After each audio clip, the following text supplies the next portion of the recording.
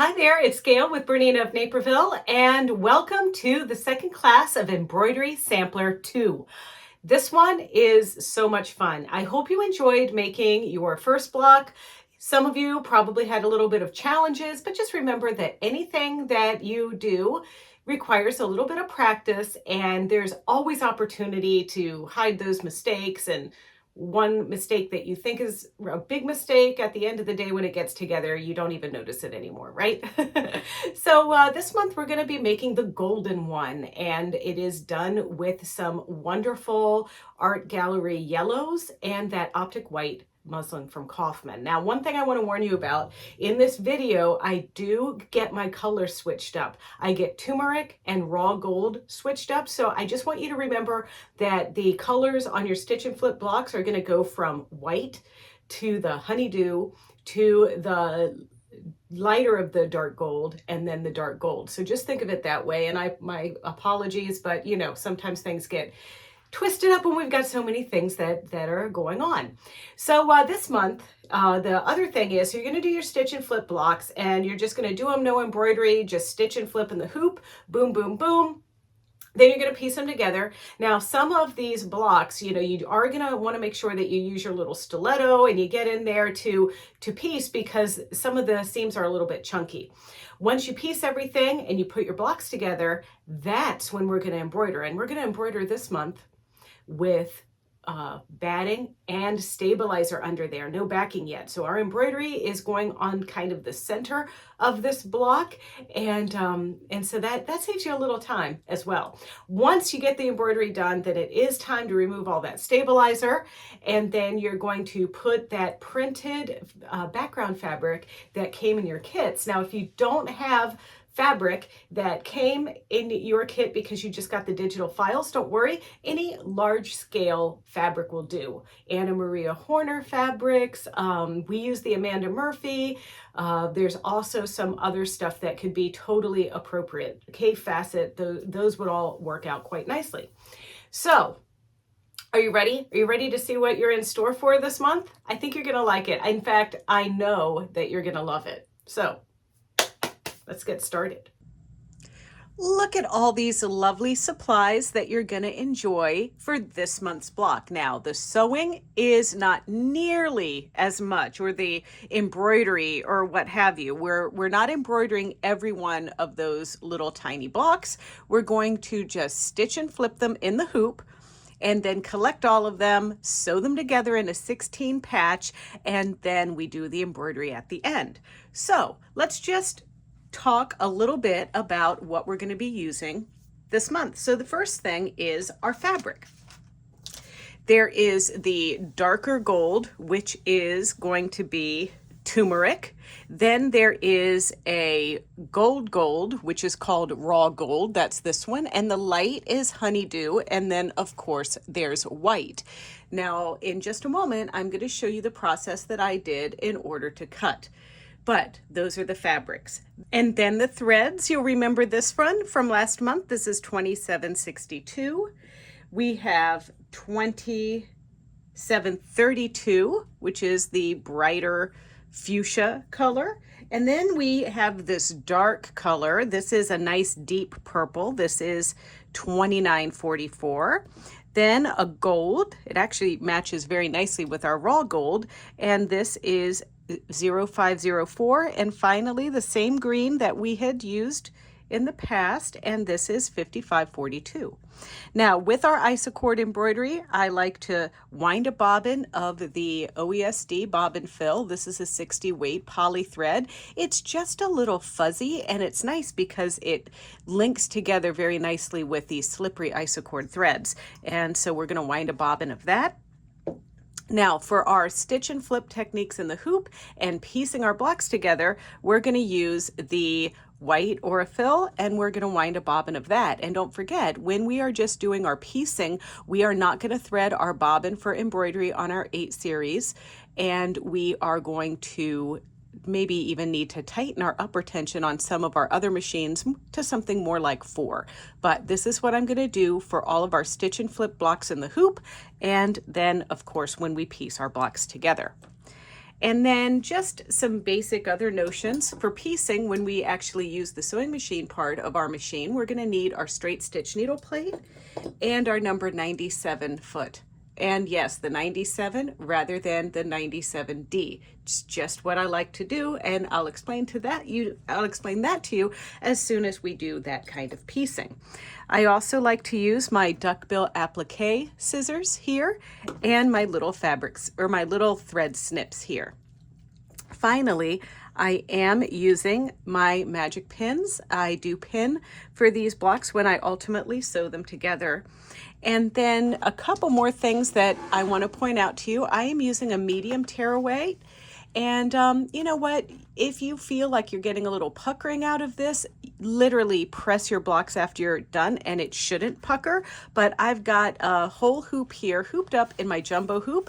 If you don't have a jumbo hoop, do not worry. You can use the mega hoop or the maxi hoop for this project. Finally, after we get our medium tearaway and our hoop hooped up, and don't forget, you know, we're going to be making 16 of these. So ideally you want to strive to do 2 blocks in each hoop when you're stitching and flipping them, just to, you know, conserve and streamline processes a little bit. We are going to embroider.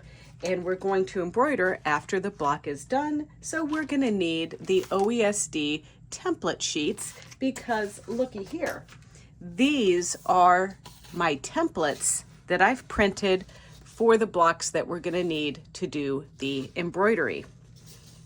And so I printed 2 of this one. These are just exactly the same, but you'll see a method to my madness when we get to that portion. So, all right.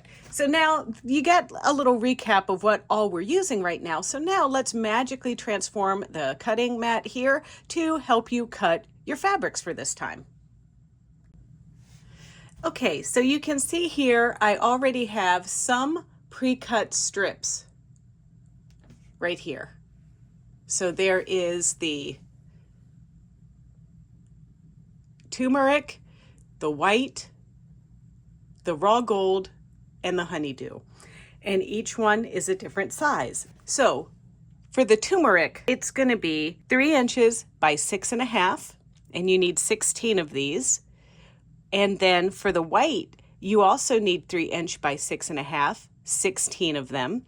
And then for the raw gold, you're going to need 2 3/4 by 8.5, 16 of those. And then 16 of the honeydew, which is 3.5 by 8 3/4. So how do I do this? Well, in the handout that you have that goes along with this month's class, I tell you that you need to cut strips and then you need to subcut them into certain sizes. So using our turmeric one as an example, we are going to cut 3 strips that are 3 inches wide. And so simply just cut 3 of these 3 inches, making sure everything is nice and straight.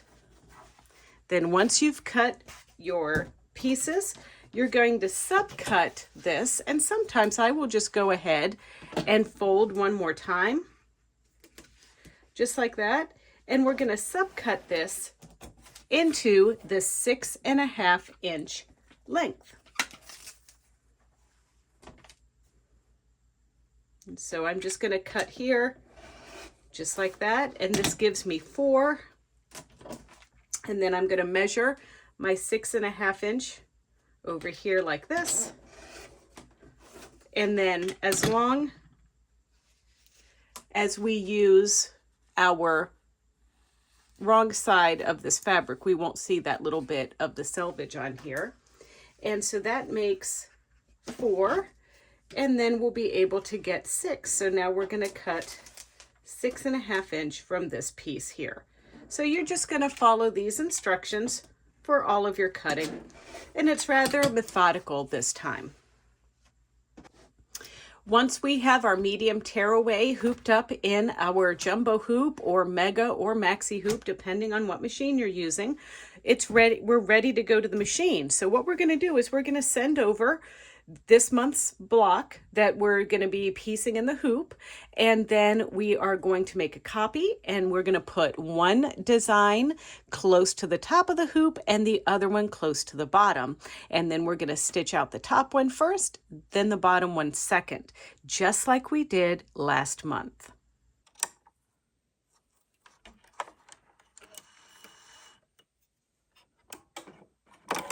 So I transferred my designs over to my Wi-Fi device for my 880, which this Wi-Fi device will work on fundamentally almost every machine that has a USB connection.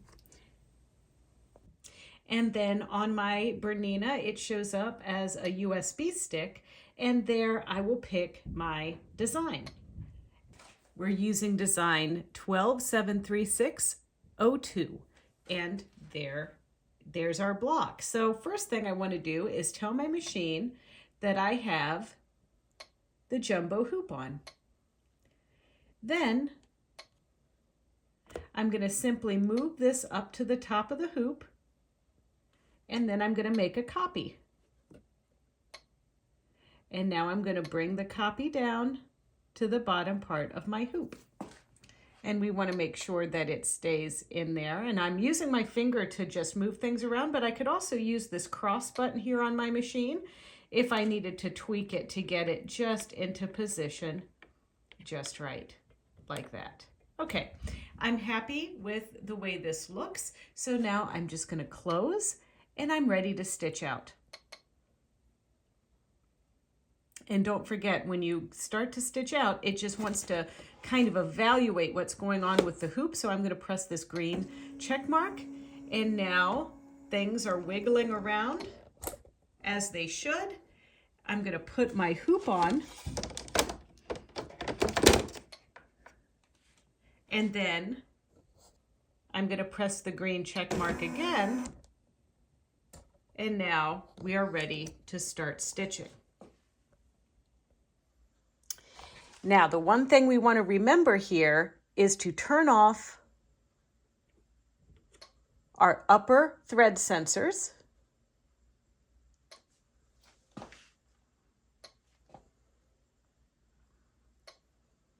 We want upper thread sensor, lower thread sensor, and the tension one adjusted to off, because we are sewing without thread for this first pass. And I'm going to go ahead and hit my sequencing button here, which is this button. And now that's going to allow me to do both of these colors at the same time. Let's go ahead and get started. And yes, I've threaded it exactly right. Thank you.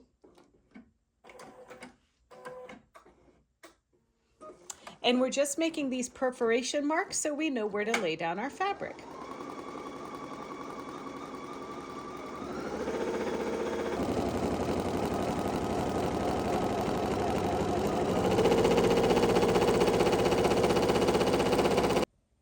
So once everything is stitched out without the thread, we're going to deselect the color thread sequencing again. And now we're going to advance to color number 2, and that's going to give us this line here. So that's where we are going to place our first fabric. We're building out from the white, the honeydew, the raw gold, and the turmeric so that we can keep following this same pattern throughout the whole bit. So what we're going to do is we're going to lay down our white fabric first. Sometimes when you want to do the basting stitch, or you're doing your designs for your stitch and flip, you want to bring not only the top thread up, but the bobbin thread up as well. I find this particularly helpful on the 5 and 7 series Berninas. So you want to use the thread up command, and the thread up command on your 880 is this button right here. That's just your external button that's just needle up and needle down when you're using it as a regular sewing machine. But when you're in embroidery mode, it's more of like it puts the needle down and brings the needle up and the foot up. It's this button on the 790. So nonetheless, what we're going to do is we're just going to pull our thread like this. We're going to press our thread up button, and then see how that did the thing with the foot there, and then we pull all of the threads up to the top. So we're going to put this right into position, just like this, and now it's time to thread. And I do like to hold my threads here, and I've also turned my thread sensors back on, and now we're just going to stitch. Then we're going to use our duckbill scissors to trim.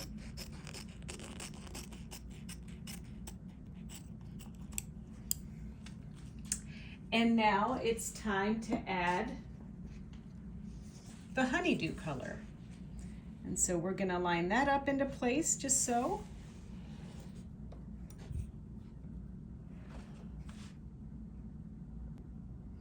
All right, so I want to let you know, if you ever screw up, I did not move my piece over far enough, right? So you can always save your piece. I'm using a surgical seam ripper here, and I'm just lifting my fabric and just cutting only the threads just as we go along here, and that is just super fast, super great way to save your work. And then, of course, we just back up a couple color changes.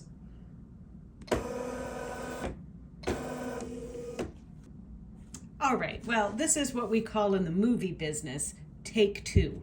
So I've adjusted my honeydew color here to go further over here. It's just, you know what, sometimes the camera's in my face and I blank. So now I'm restitching color number 3, and we're all set to go again. I promise this time.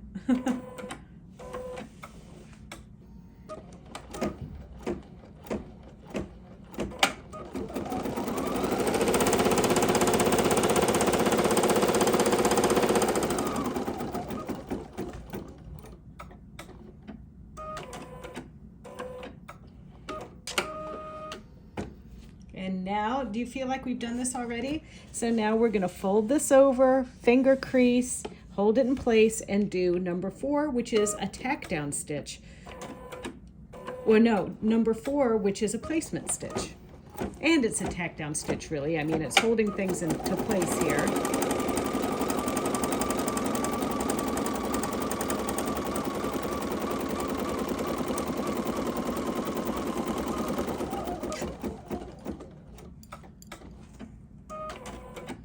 And now I'm going to trim with my duckbills. There we go. And now we're going to take our raw gold and we're going to line that up. And I'm making sure that I'm covering everything I need to this time. You can bet that. And now it's time to stitch out color number 5.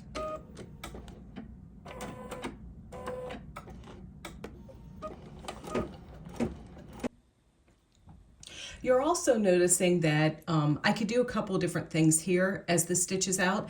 I could kind of use the expert tape, that OESD tape that is like stabilizer with a little bit of sticky back, to tape my pieces down, but there are just so many to tape down that I just find that I sit and use my hand to gently smooth the fabric to kind of keep it taut so that it doesn't pucker up on me, because if you just kind of leave it flat on that stabilizer in the hoop, it could pucker up, and then when you try to press it out, it looks a little weird. So don't do these unattended, and just kind of be there to gently encourage the fabric to be flat.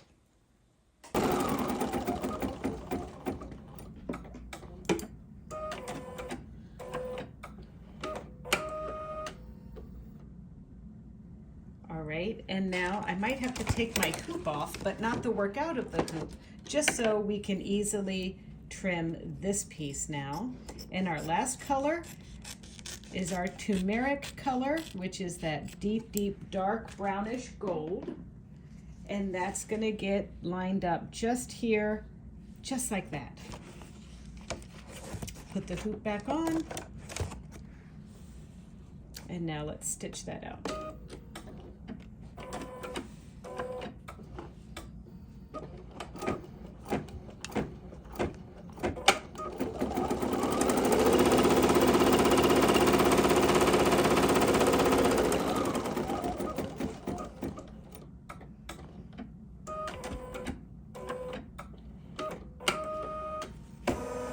Now the next color that's going to stitch out is just going to hold down all of these layers. So I'm going to remove the hoop from the machine and take this to the Laura Star and give it a pressing.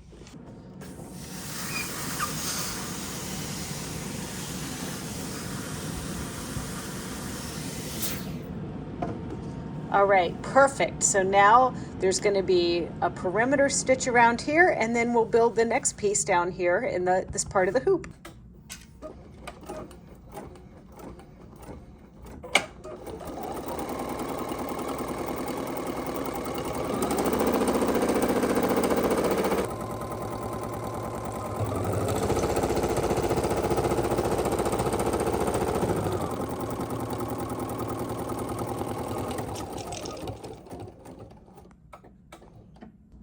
Now remember earlier, we already stitched this together when we did the perforation. So what we want to do is just skip it, and it's going to do that placement line just there, or the tack down stitch with our white.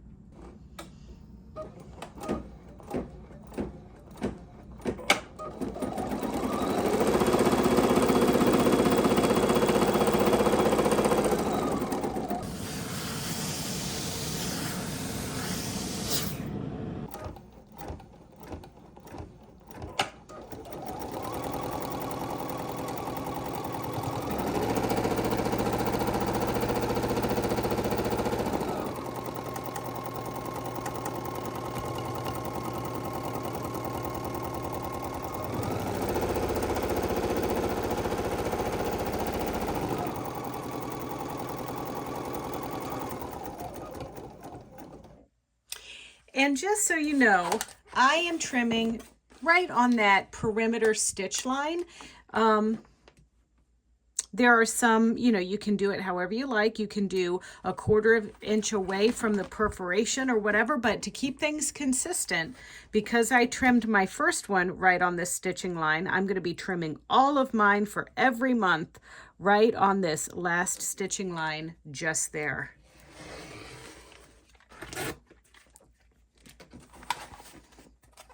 And this makes your blocks, before they get sewn into the quilt, 5 1/4 inches.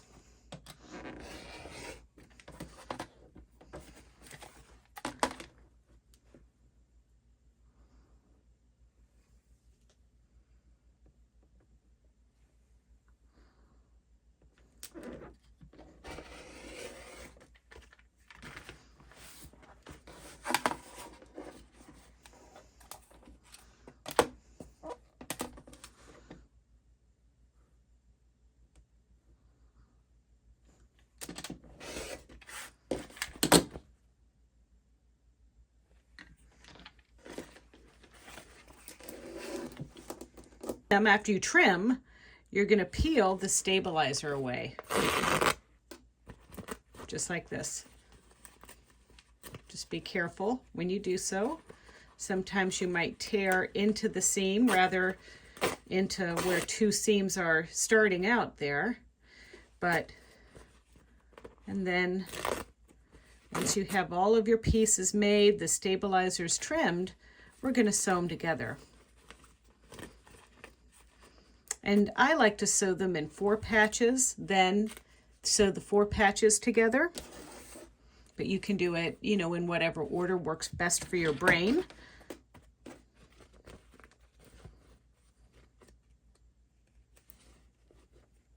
Okay, so once you have your individual units with all of the stabilizer removed, you're going to sew them together.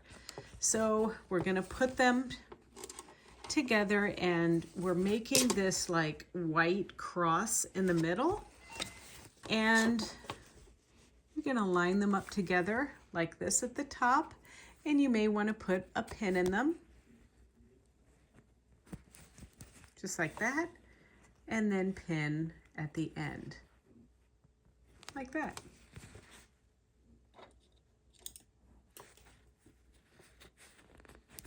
But another thing, and I didn't tell you this in the beginning, but I like using a stiletto sometimes. That's just going to help with lining this under our foot. So I've got our single hole plate here and our 97 foot. Now I'm not using the dual feed in this application, and honestly it's because I like using just the standard 97 foot. So we're going to stitch a few stitches. I'm about 1/8 of an inch into my piece here, and I'm going to just take a few stitches and reverse, and then take a few stitches forward.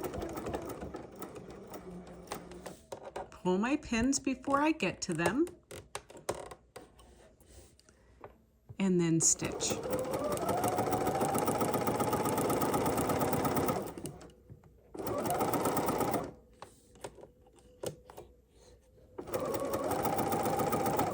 And now you can chain piece if you like.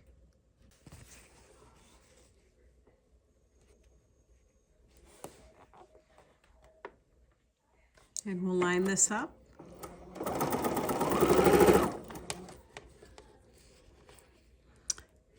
And then I am just encouraging these two at these bits at the bottom here with a pin.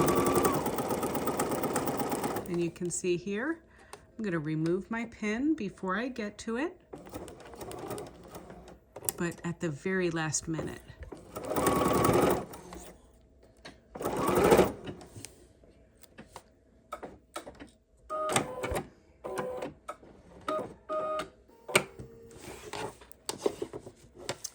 Now we can open up this piece and open up this piece, and now you can see that cross that's formed, and I'm just going to finger press there at that seam, and see how I'm pressing it to the top here, and then I'm finger pressing it to the bottom here, and then I'm going to lay this one on top of the other one,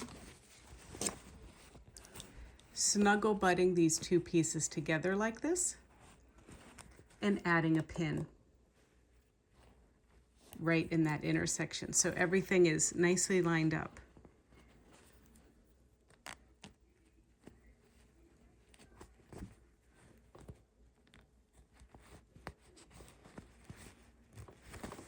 And then we're going to line these two pieces up together right here, grabbing a pin.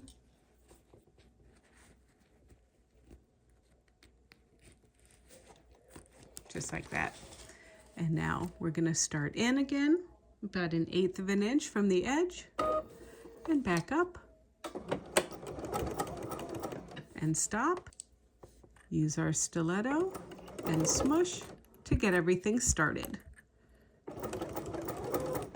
And then don't forget to remove your pin.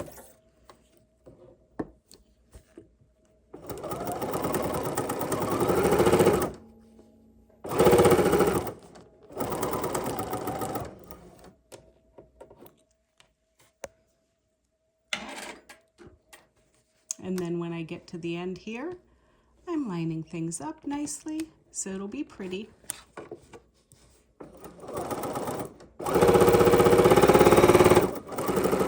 I just love how fast my 880 sews. So now we've made a 4 patch. I'm going to open that up so you can see. We're going to press, and then we're going to make 3 others just like this one. So now I'm just going to press, and I like to start by just setting the seam a little bit like that, and then we're going to pull this over and press, and then once this is done, we're going to sew all of our pieces together. And then once you piece these together, you've got just a 4 patch that you're going to create. So let's go do that right now. The most important bit as you're sewing these together is to make sure that your intersections match here. So I'm just going to put a pin right in these two pieces, and I like to start like right here, just impale that little guy, and then go right through here where you want it to start on the other side. Leave your pin in there nice and straight. Then you're going to take another pin and go in and hold these two pieces together. This is not a time for fabric clips, everybody. This is the time to stab the fabric and show it that you are in charge. Okay, so now.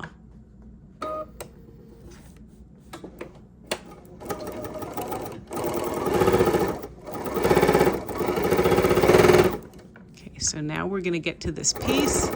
We're gonna gently get right to that intersection.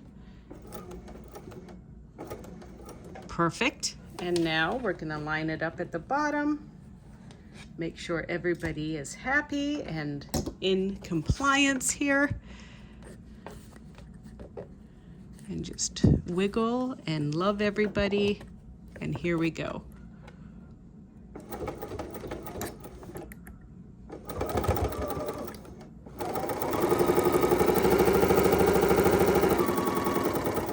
Perfect. Now we have our other set of our 4-patch to sew together.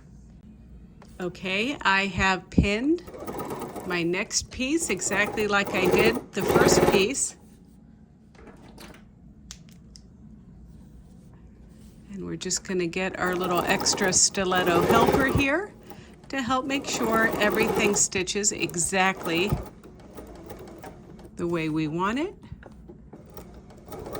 There we go. Everything is happy and wonderful as we get down to this kind of thick seam here. But as long as we go slowly over this little hump, there we go. There is a lot of fabric in that seam there, so just be forewarned. Okay, so now, here we go.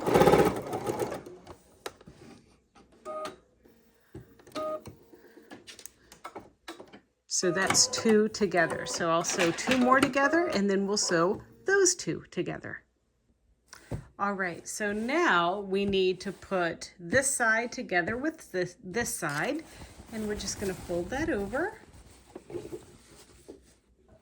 and use some of our tricks that we've been using to line up these bits here. So we're going to stab that right into position. Just like that. And then pin. Get everybody happy up here. All right, here we go.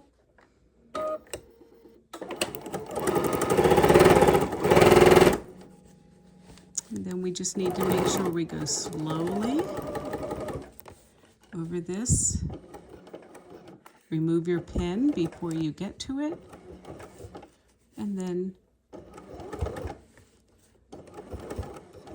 there we go. And then just matching our crucial intersections.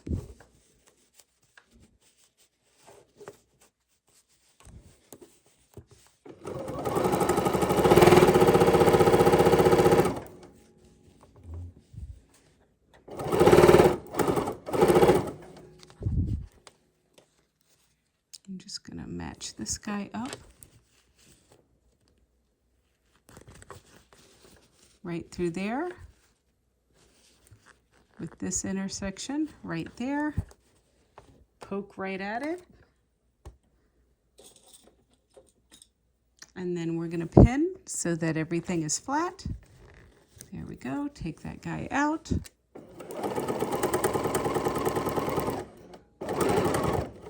Take our pin out.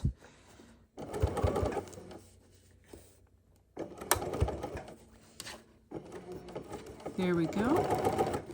Show that seam who's boss.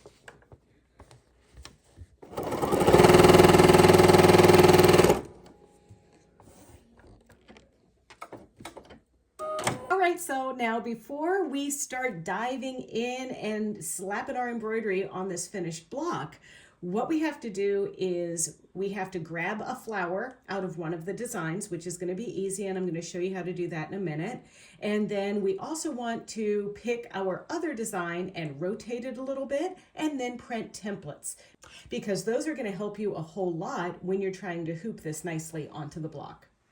All right, let's use our version 9 software to open our design. So we're going to be using BE11213, BE110213. That's this design.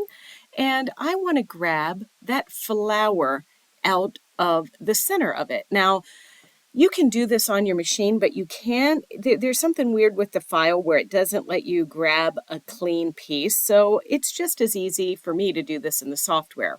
If you don't have software, please, I provided a file in the handout that you can download that will give you this isolated flower. So don't worry about it. But if you do have the software, this is a great lesson in using our polygon select tool, which is this piece right here, that little arrow pointing to a star. It's also a great way to start using the delete button on your keyboard and some other things. So what I'm going to do first, and of course I do want to change the colors of our designs as well. And this month I'm going to show you how to do that in the software. But what I want to focus on right now is just eliminating some of these designs. So let's talk a little bit about when things are grouped or not grouped. So you can see here, if I select this, that whole thing is glued together. And that is going to make it impossible for us to use our polygon select tool. So what we need to do is select it and then either go up here to arrange and ungroup there. You can also see that you can hold down Control plus the U on your keyboard to ungroup, or there's even an arrange toolbox over here that says arrange, and ungroup is in there. Now we have the ability to click on a piece and then delete it and so forth. But, you know, the fastest way for sure is to use our little polygon select tool to select our flower. You also want to make sure that you have your color film open over here on the side, because as you can see, I can click on these little guys here and it selects different elements of the design. One other thing that you might want to be careful of is looking at it like this in this true view. It's really kind of hard to see exactly what we're selecting. So we're going to go to this little squiggle line where it says Show Artistic View, and we're going to click that. And that way, when we actually select something, we have a better idea of what we are actually selecting. So the first part is, you know, if you are really afraid to delete too much or whatever, you can always just use your color film and then delete a section like I just did. I'm just going to undo so you can see. See that color number 1? None of this is going to be in the design, so you could click on it and then press delete. We could also click on those little peach flowers and delete. But there's another way that makes it even easier, and that is to use this polygon select tool. I am just going to left click around just this flower. I'm not really being the world's best cutter outer, and if you want to move a node or you didn't like it, you can hit backspace on the keyboard. But I am just going to go around, and then you press enter to set. Now, I didn't do a good job because see how I didn't grab every part of the flower? So I need to try this again. So I'm going to click on my polygon select tool again and try this one more time. Not getting as close to my flower, but I'm doing these just like this so you can kind of see, you know, if you made a mistake, how would you deal with that? So there it is. I think I've got it right this time, so I'm going to copy it. I can go back over to this design 1 now and paste it. And now let's have a look. I think that looks okay. Let's just double check. And let's make sure that there's not anything that we want to keep over here. For instance, this number 2 color, I don't really think I need that, so I'm going to delete it. But now everything looks good there.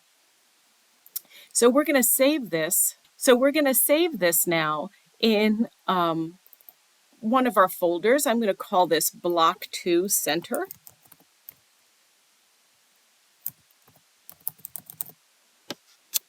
'01 or whatever, just so you know it's there and I'm not saving over my original design or anything. And now I'm going to open our other designs. BE110218, which is this one right here. I will ultimately be embroidering 2 of these and 1 of our center. So let's assign our colors. Now, this can be up to you what you want the colors to be. I also want to remind you that we're not enlarging or reducing this particular design. Neither are we doing that to the center. So what we're going to do is go up here to Design and Thread Colors. And I actually created a little thread chart that is Embroidery Sampler in my thread chart. There it is, Embroidery Sampler 2. So that gives me all of the colors that are in your kit. First, let's get started with how you would create your own Embroidery Sampler 2 thread chart. You could also call this your thread chart. So what we want to do is create or modify. And so I want to create, and we're going to call this Gayle's thread. You can call it whatever you would like, and then you can pick a thread chart that it's based on. If you want to add all of the thread that you own to this, you might want to base it on the most colors of the thread that you have. Obviously, we use Isocord 40 here, so I'm going to say OK. And it does not like an apostrophe in my name, so let's just Gayle thread. Okay. So now what we want to do is, if we don't want every single one of these threads, we would delete them. And then we're going to, I'm going to click at the very top here and then hold my shift button and click all of these and remove them. Then what we want to do is copy something out of the Isocord 40 shades, and we're going to start with all of the thread colors in our embroidery sampler. So the first color we want to add is color number 0015 in white. And then to add another one, we don't add, we simply copy from another chart, the Isocord 40 chart, and we're going to look for 0504, which is Mimosa, and there it is. Then we simply copy again from the Isocord 40 chart, and now our next color is 1805.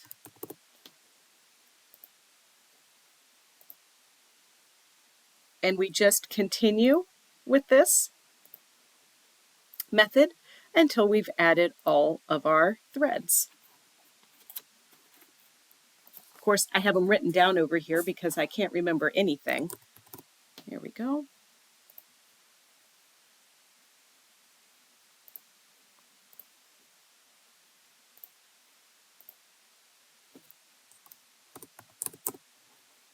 One benefit of this, of course, is that you don't have to keep scrolling through a whole bunch of different thread when we go to change our threads each time, because we are changing from what the recommended thread is for these designs.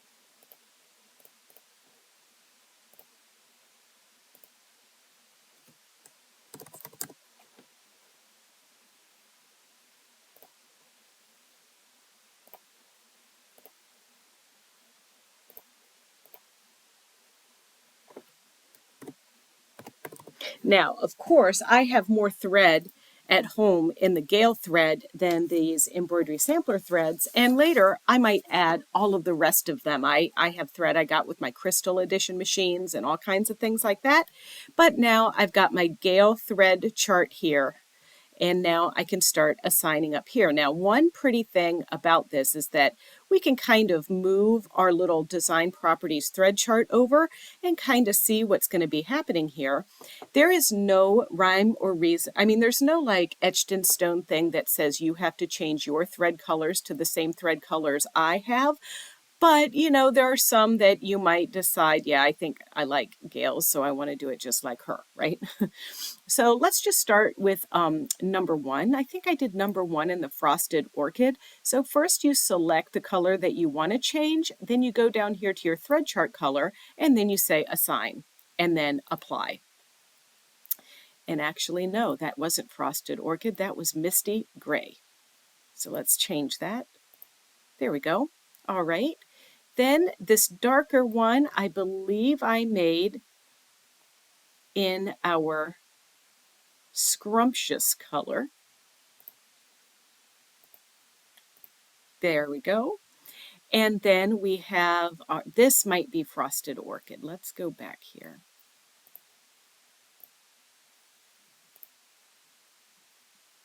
I think that was right. And then we have this, which is our moss.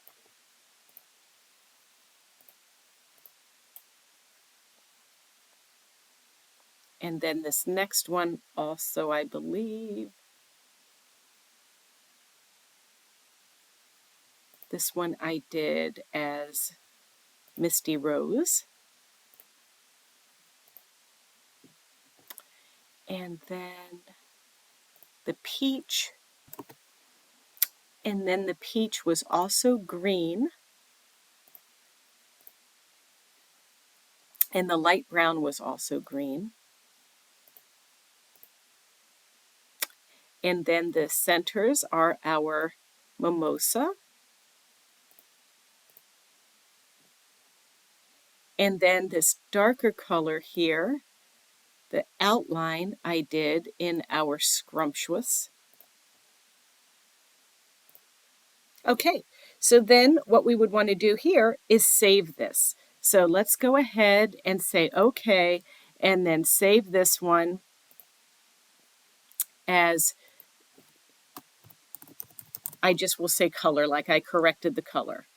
All right, so now with this in mind, we want to change the colors of our center one. And the first thing that I want to do is make sure that I select discard unused colors, because that'll reduce the colors over here to just the ones that I'm using. So now I want to go back to design and my thread colors. And now when we look at this chart, we're going to see that we have just these 5 colors. So the first one I want to start off with is, I want that one to be Misty Rose. There we go. And then I wanted this one to be Garden Moss. And then I believe this one, that one is our Scrumptious. There we go. Then this one is our Frosted Orchid. This one is also Scrumptious, this 3654. Go back here to Scrumptious. And that's it. So now we're just going to say okay, and then I'm just going to save this. And a final thing about our little center design is we're going to select it and we are going to enlarge it 28%. And that's pretty easy to do here. So we just go here and we type 128 and we make sure that our little lock is secure there and we hit enter. If you want to do it a different way, undo is always our friend. You can literally just drag a little box like this and enlarge it up to the 128% there that you see in that little viewer box. And that'll do the trick And then of course you can do this on your machine. Now, if you are using our rescue file, I've already resized it for you.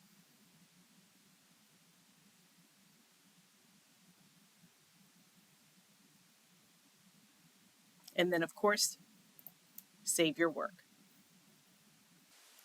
So now we need to print templates. So let's start with this one that we did.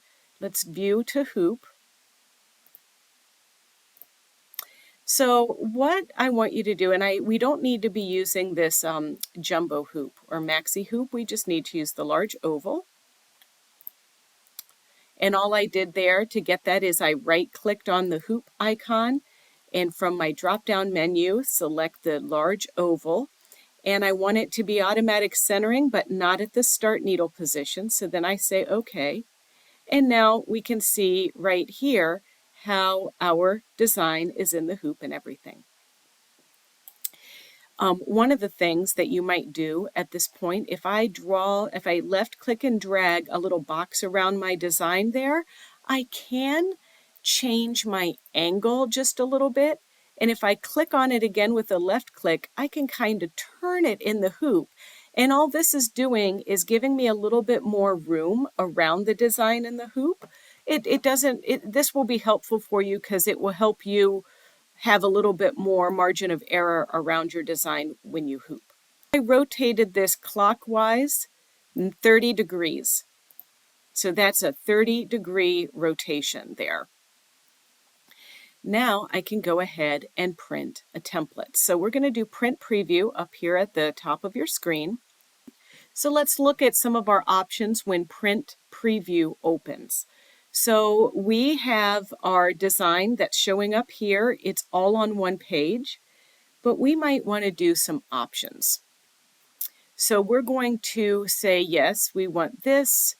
We don't really need color film or anything like that. So we want it to be 100% of actual size. You might decide that you don't want it to print the design information or you don't want it to stitch guides, but it is nice to have this design here. So let's just have a look. If we kind of get rid of some of the stuff here, let's get rid of the design information, for instance. And now let's see, okay. So now this is a one-page piece and it's got our design in it. So now this is nice because if you go to print on your template sheet, you're just going to print this one page, and what you can do is just go ahead up here and print now once, then print now again. And you're going to load up that template sheet that is like a sticker for a template. You're going to put that in your printer. Make sure you put it the right direction for your printer. They all tell you where the top part of the page goes because we don't want to print on the stuff that peels away. We want to print on the actual template material. So then once you do that, you can just print.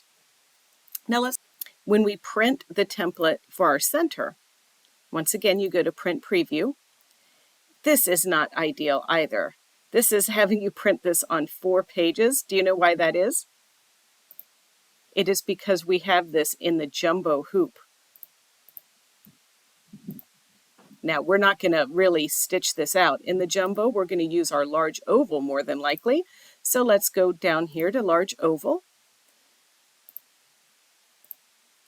And now let's print preview. There we go. And now it's going to print the same way. And once again, I would just hit print now, but we only need one template of this one. Okay, now look at this. Look at this cute piece here. So we have everything pieced together, and these seams, hey, they're bare, everybody. So please be mindful that you're going to have to press those open. And yeah, it takes a little tenacity, but you can do it. So when you get to that, make sure that you press those open. So here is my template printed on the template sheets from OESD. And just a reminder, that's this stuff here. So I ran this through my printer, and it's a peel and stick type of thing. But what I'm going to do is just really cut this piece close to the design. because what I'm going to do is I'm going to peel and stick this design exactly where I want it onto my block here. And when you print these, you know, whether you have ArtLink or you have Creator or Bernina embroidery software, you should be able to print those dark center lines and your hoop grid. But nonetheless, I'm going to show you how to do that, so don't worry. But what I'm going to do here is simply, you know, maybe the hardest part is peeling the paper away from the backing here. So I'm going to line this up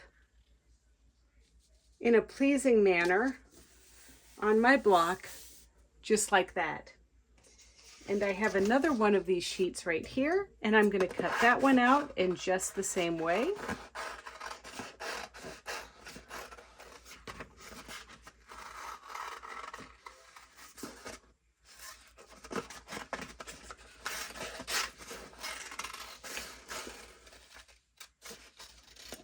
Okay, peel that paper off.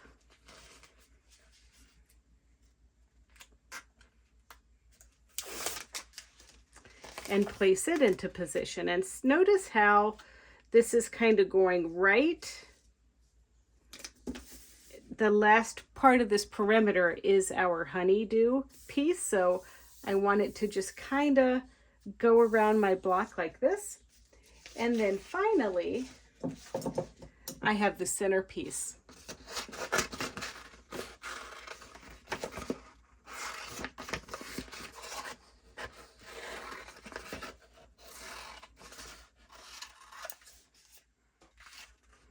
And we're going to place this, and you can see here it's slightly off center, but don't worry about that because we're going to use virtual positioning to get this in just the spot that we want.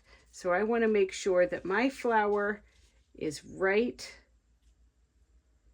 in the middle, just like that. So that's what I want our design to look like. So now that I have this here, it's time to back our piece, add some stabilizer, and get it ready for embroidery. All right, so what I have behind here is some batting. This is Warm and Natural. It's what I'm using throughout my entire quilt. And then I've laid my template pieces like you saw me do. And then I need my, now this is one way to do it if you do not have a machine with jumbo hoop capabilities.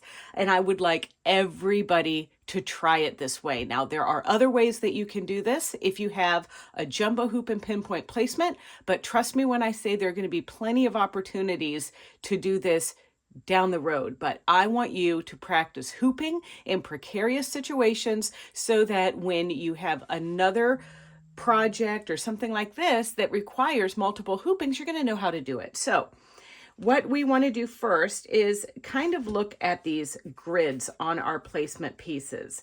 And that's how we're going to orient our hoop here. But you also see that I have some stabilizer right here. So this is our medium tearaway here and here. And I'm actually using 2 layers with this. And I'm going to cover the back of our piece. And I'm going to use 505 spray to spray the back of this with my adhesive so that I can just cover my whole quilt back here. And I'm going to be, there's no backing on this yet. So I've just got batting, my stabilizer down here, and my top, like this. And everything gets fused together nicely with our spray adhesive. And then what we're going to do is take our hoop, and you'll want to loosen this screw quite a bit because we've got batting and stabilizer and everything we've got to squeeze into our hoop. And this is going to be a little challenge, so you might want to, you know, start doing some hand exercises here or something like that.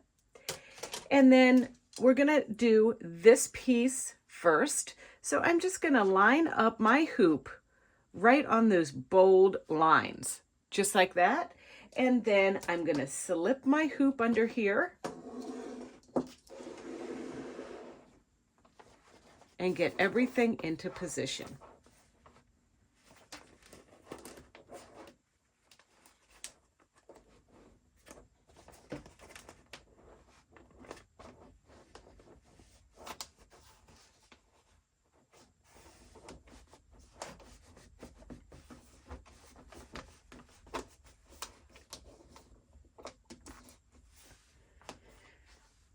And now, if you have a machine with pinpoint placement, we can fix the fact that that's tilted just a little bit. If you don't have pinpoint placement, we have to rehoop and get that at least straight, where that vertical line is straight with this vertical line. Okay, so now, do you see how that line is more parallel to the other line? We just want to strive to get things as straight as possible. It doesn't always have to end up right on this spot. But now some other things that we want to check on is we want to make sure everything fits in the hoop and that we're not going out of the perimeter, and we're just looking at this piece for right now. So everything looks like it fits, so it's okay for me to tighten up my hoop down here. Now you can see that my hoop kind of slipped around a little on me and everything. Well, when we go and we do the next hooping, I want to show you a little tool that you might like to help that not happen. But right now we're going to take this over to our machine and we're going to embroider our first section. So here we are at the machine. You can see I still have my sticky back template sheets on here. I want to tell you that I did hoop this super straight. So you have to watch your hooping skills when you are using a machine that does not have pinpoint placement. So this is my 880 Plus here at the store, but I'm not going to use pinpoint placement for this very first piece that we're going to embroider here.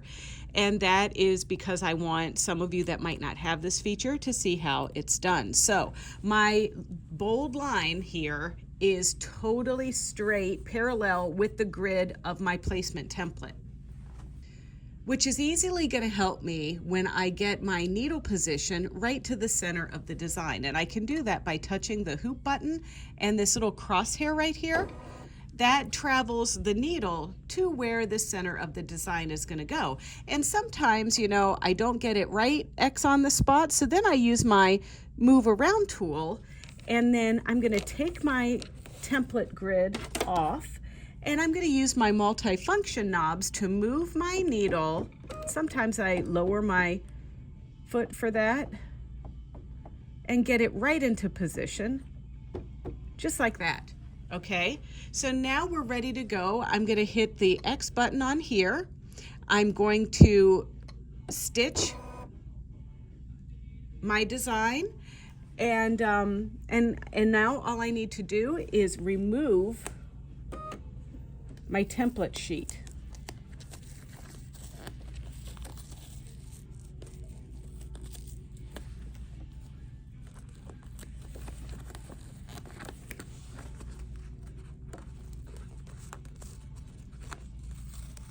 And I'm going to leave my flower half on because we're going to need that later.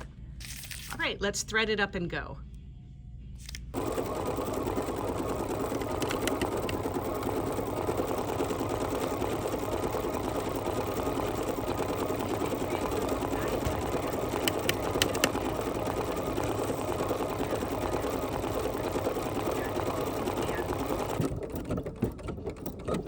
Design is done.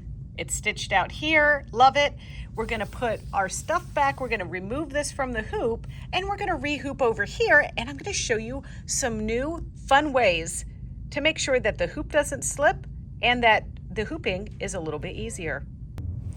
First things first, let's talk about putting some tape on the back of your hoop. You can already see I added 2 pieces there, but we can also put some at the bottom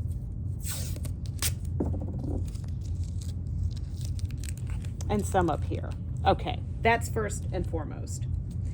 Then I'm going to kind of flatten this back out again because now we're going to put the hoop here. Now another thing that's important is if you look at my hoop right here,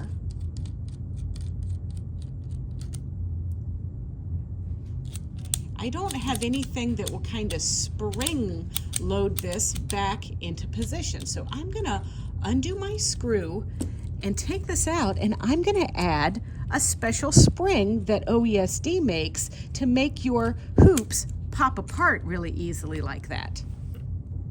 So I've put this spring in here, added my little nut, and now with this, what's gonna happen is it just makes it a little springier for our thicker materials. So that's another thing that can help you. So blue tape, the springs from OESD, which are linked in the description of this video, the blue tape, the springs, which is linked in your handout for this class, and our new item here, which are these. They're not a cutting mat. It says so right on the mat. It's a rubber grippy thing that you put on your table that is gonna hold the bottom piece of your hoop from slipping around like that, okay? So we have 3 tools that we're using to help us a little bit better. So with my grippy mat in place, I'm gonna take my placement template here and line it up just to get everything flat. And I'm gonna line that up on this piece here. And just as good practice, always make sure that the arrow is pointing to your belly and that the side that goes onto the hoop is over here on the left. And I'm gonna line this guy up right here with our bold lines parallel and right on the spot there for our piece. So that's not going anywhere. I've got this nicely rounded up here. I'm just gonna slide it over so we can get more centered in the camera here. And now I'm gonna plop this right down in my hoop.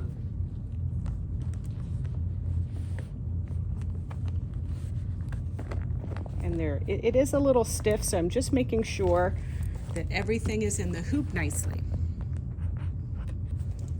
So now it's time to go back over to the machine, and we're going to use that virtual positioning again, or the just lining it up right here on our lines. And if you see how I hooped it, you can see that everything is parallel, but my center just shifted a little bit, but that's okay. We're going to use the move around tool to make sure we like where everything is going. Okay, so it's time for round 2, so I'm gonna hit my little finish line there. And now this time I have to rotate my design 180 degrees. So I'm gonna go back up here to edit, and then I'm going to hit my little rotate button there and do 90 degrees once and 90 degrees twice. And now remember my little trick where I went over here to the hoop and put my crosshairs into position, because now the needle needs to line up right there with those spots on the hoop.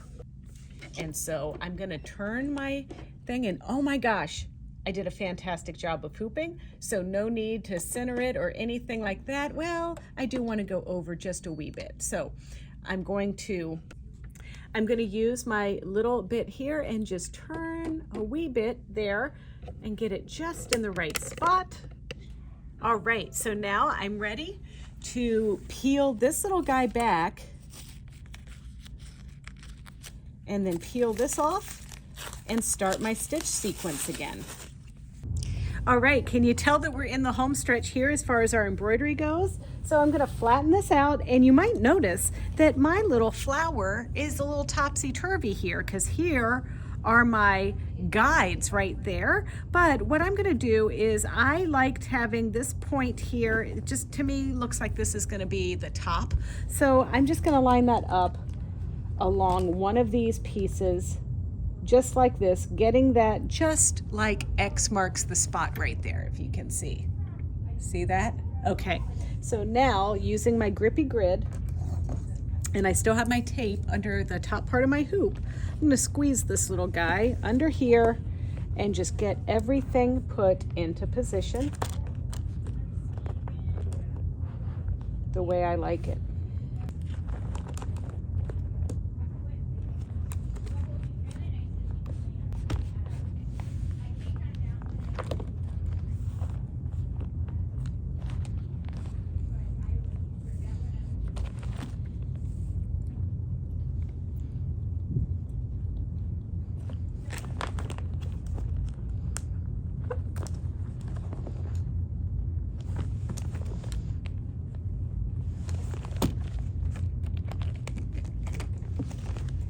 There we go.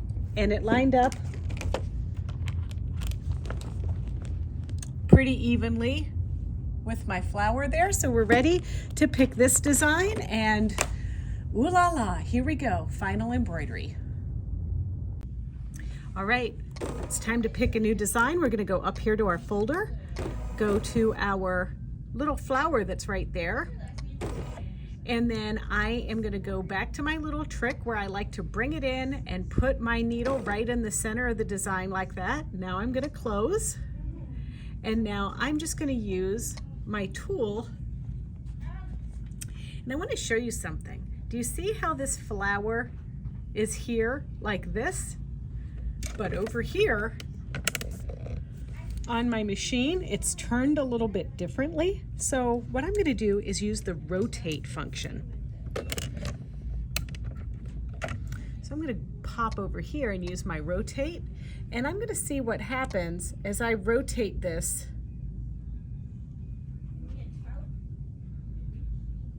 around.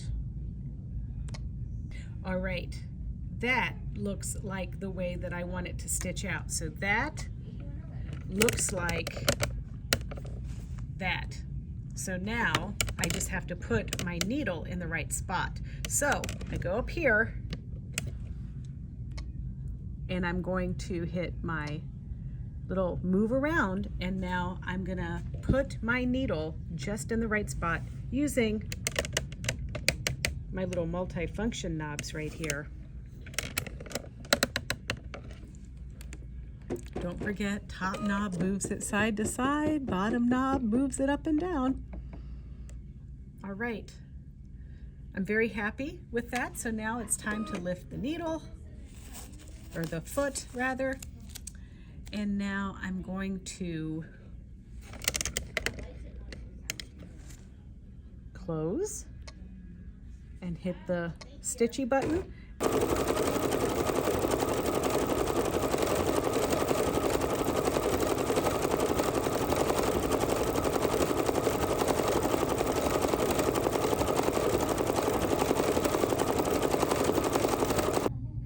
And just like that, the embroidery portion for the center is complete.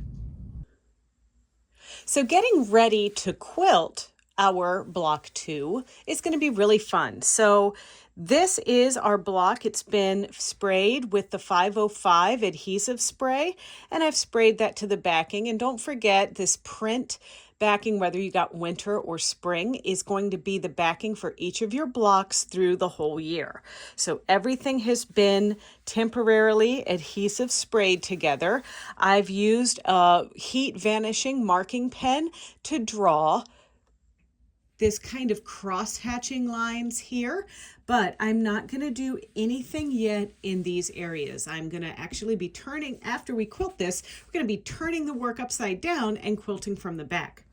What we're going to need first, though, for our straight lines is to set up our machine with some special techniques. Now, remember way back I told you that I was going to show you how to play your Bernina like a musical instrument? Well, I mean it. So the one thing that I want you to do is actually engage the needle up feature.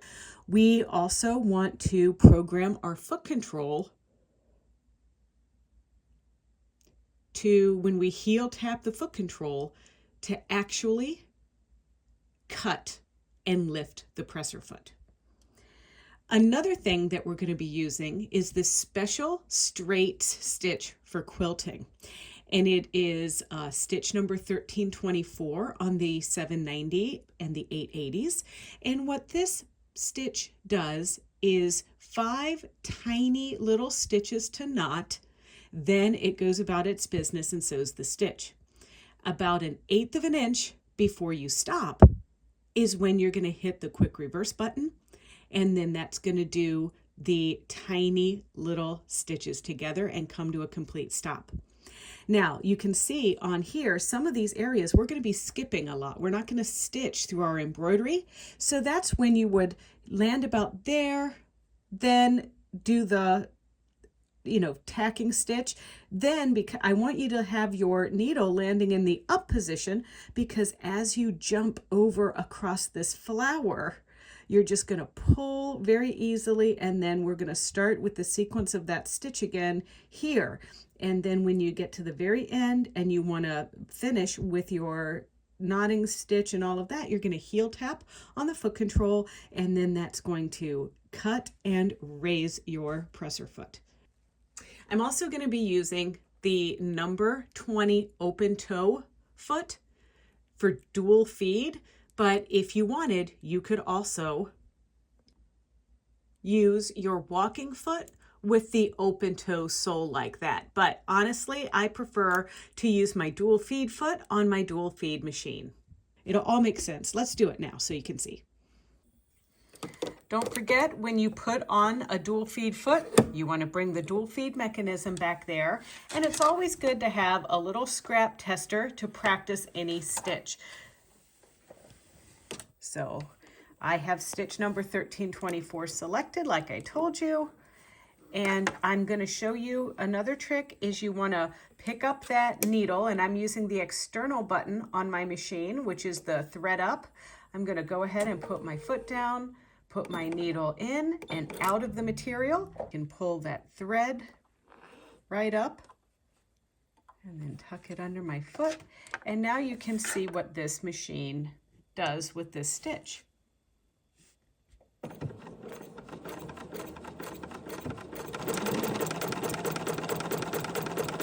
And then about 1/8 of an inch before I want to stop, I touch my quick reverse button, and now the machine knots and comes to a complete stop.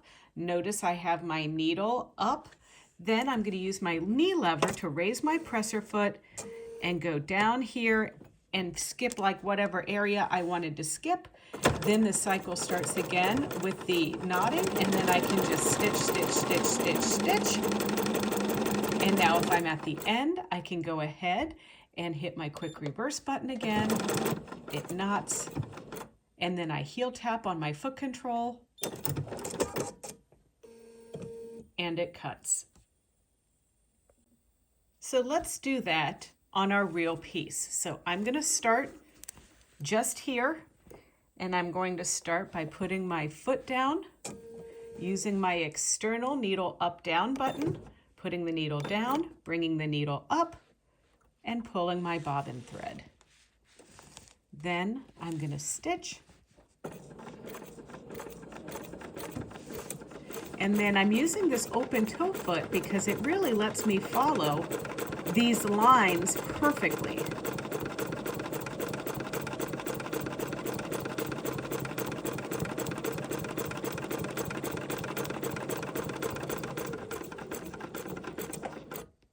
And now I'm just going to put my needle down with my external button, pivot. I'm going to stitch up here to the corner. What I'm doing here is just finding a little path, put my needle down with my external button.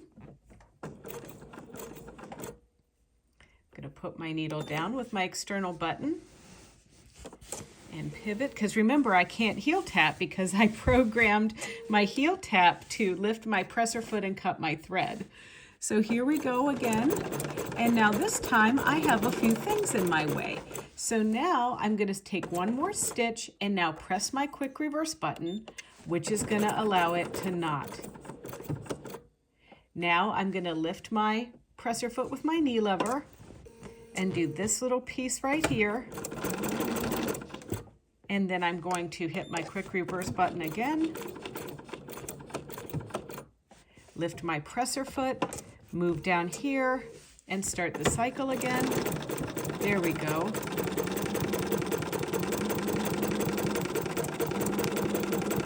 And now hit my, we're at a crossroads here. I think I'm just going to stitch through that vine, to be honest with you. But I will stop it here.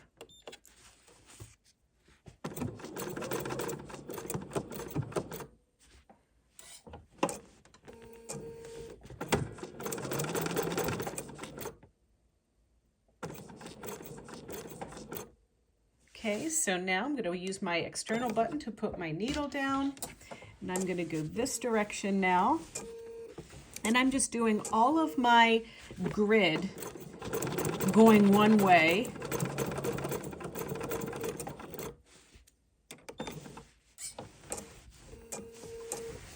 And then I'll come back and go the other direction.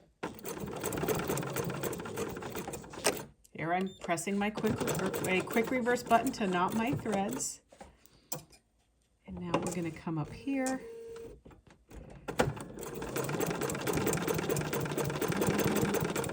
Press the quick reverse button again. Lift.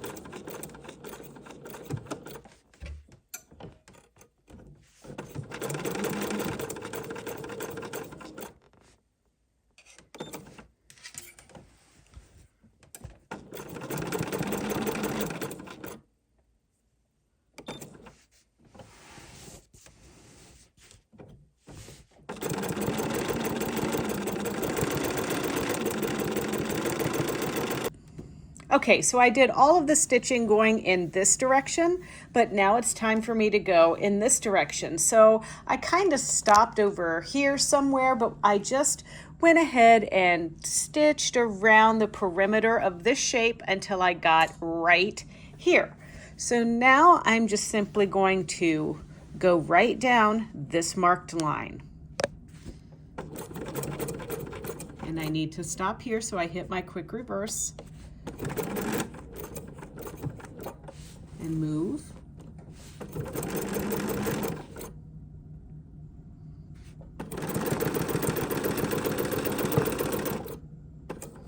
And then hit my quick reverse.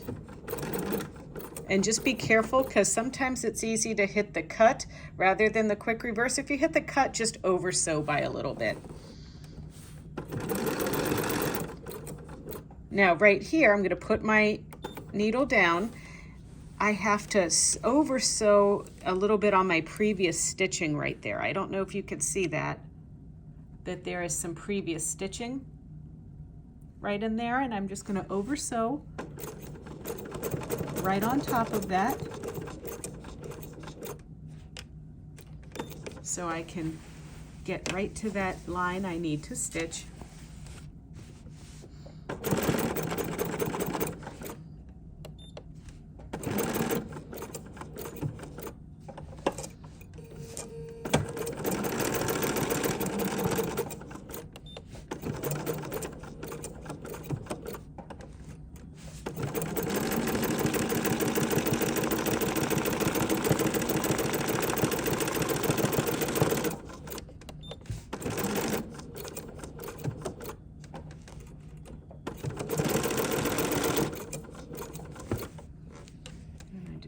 Back up a little bit, put my needle down. There we go.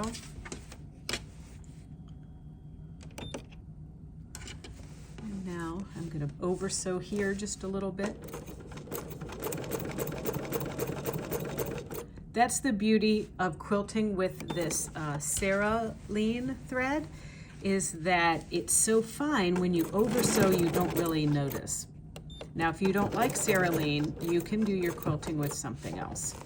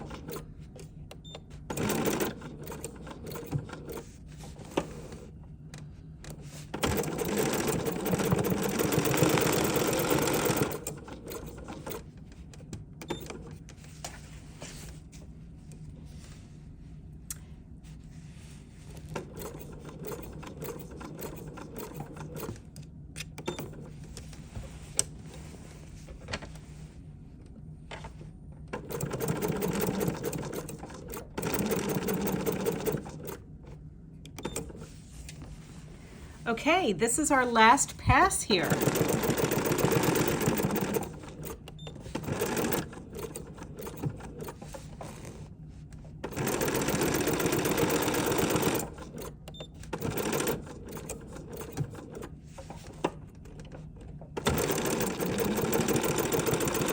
Okay, so here's the situation. I want to just do a few stitches, land with my needle down by using my external button. I'm going to pivot, external needle down button, and now I'm going to come back to here. I'm going to hit my quick reverse button to knot, and now I'm hitting my heel part of my foot control, and that cuts and lifts my presser foot. And now my cross hatching is done. I just need to come in and trim my little connecting threads. And you're going to cut these connecting threads on the front and on the back of the quilt. There's a lot of them, so take a moment to do that. And then I'm going to go to the iron and steam away my marks on here, my straight lines. You can almost see them there.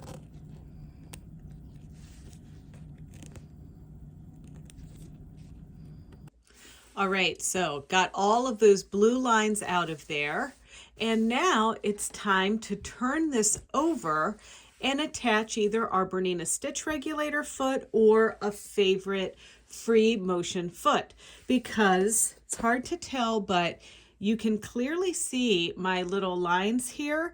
But if you want to see more, I could go ahead and stitch with a bright color thread in the bobbin that'll be removable. But you know, I promise that you can see this up close. So I'm going to turn this over, and I'm going to follow all of these cute little designs in this Amanda Murphy fabric.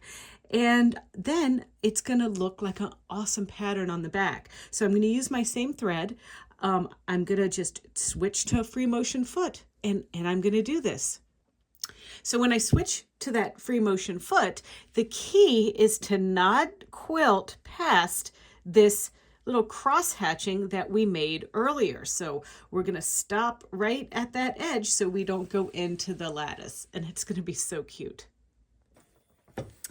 I'm giving my Bernina stitch regulator a rest, and I'm going to go over to my number 73 open toe foot. I just really like this. Plus, I feel pretty confident with my free motion quilting without the stitch regulator. So on your stitch regulator, you can use the open toe version that comes with that. And I have that right here. So see that open toe version?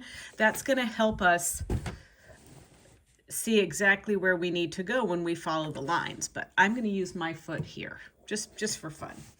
All right, so we can start anywhere we want, and we can move it in any direction we want. Because it's free motion, we can move side to side, up and down, and all different directions, almost like an Etch-a-Sketch. So I'm just going to pull my thread up here. I just want to see where I want to get started. And you know, of course, I'm going to try to do this with least amount of breaks in the thread. So I want to reprogram my machine. I want it to land with the needle in the down position. I want to go back and go to my foot control settings, and I want it to be heel tap, needle up and down, so that I don't have any thread cutting. And I think I'm good. So I'm going to just lower my presser foot, use my heel tap, and of course I also have to tell it that I have my number 73 foot on my machine. And I'm going to lower my feed dogs. If you have the 880, I'm using a 790 today, but if you have the 880, then it's going to still need you to lower the feed dogs. I know we have that automatic lowering thing, but in this case, you'll need to lower them. All right, so now I am going to heel tap to bring my thread up from the bottom, heel tap again, and there's my little thread. And now I'm just going to do a few little stitches in place, just like this. There we go. See how my needle's landing in the down position? So now I'm just going to start going around the little bumps of this flower right here.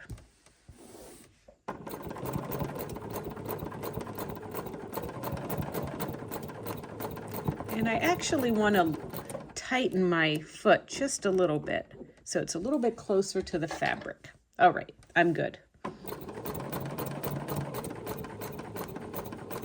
And you might need to go really slowly for this. It's okay to go slow.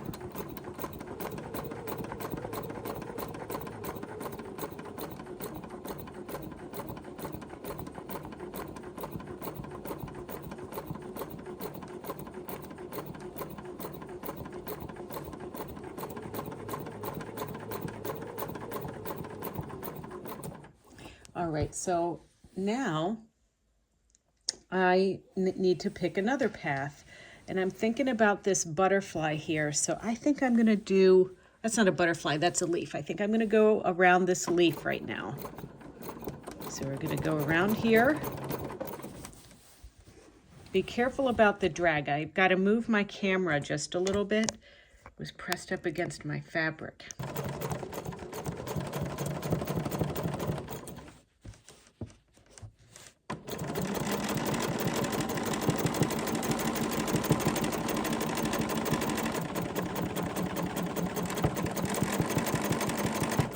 Okay, I'm going to stop about there, and now I'm just going to do this section here.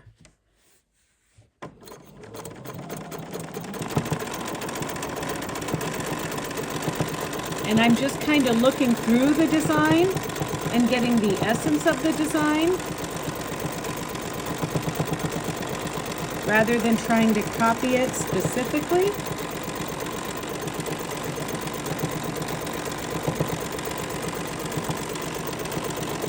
Just so it's nice and smooth. If I don't go exactly on the line, that's okay. If you need to increase your speed,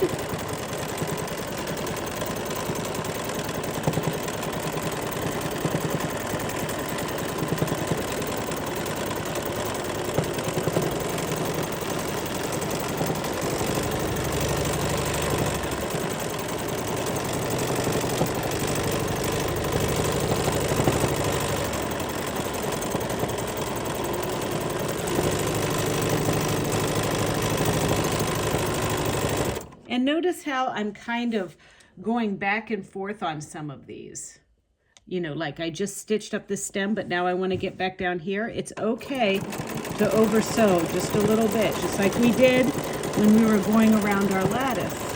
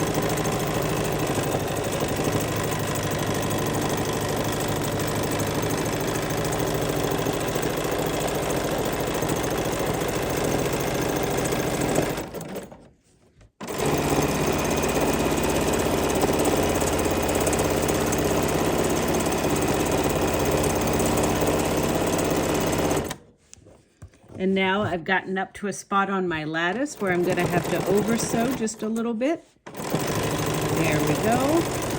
There's the lattice again there. So I'm just going to, let's see here. Yeah.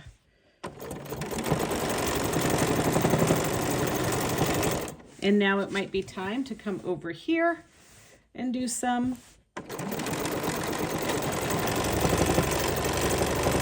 and then go around this lattice again.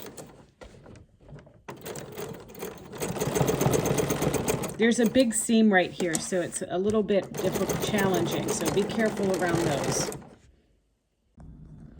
You just have to take your time with this as you do this and Do a little bit. If you get tired, stop, because you know when you get tired, that's kind of when dumb mistakes happen and things like that. Another thing I want to point out to you that I didn't do before I got started, but you might have wanted to, while you still had your open toe foot on and or your walking foot, you might have considered just doing a little stitch down here right in the seam allowance, because that would hold this back so it might not get flopped over like that when you go to free motion quilt upside down. But apart from that, just take your time. If you encounter any bumps, I don't know, it's hard for you to see that, but there's a lot of seams in this. Sometimes I just avoid those little bumps. I try not to maybe free motion over those if I can help it.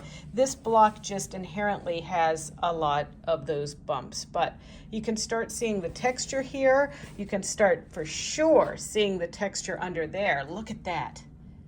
That is pretty cool, don't you think? So I'm just gonna finish this up and then we'll have a look at it when I'm finished. Here is our block. Look at this. Look at the texture on this.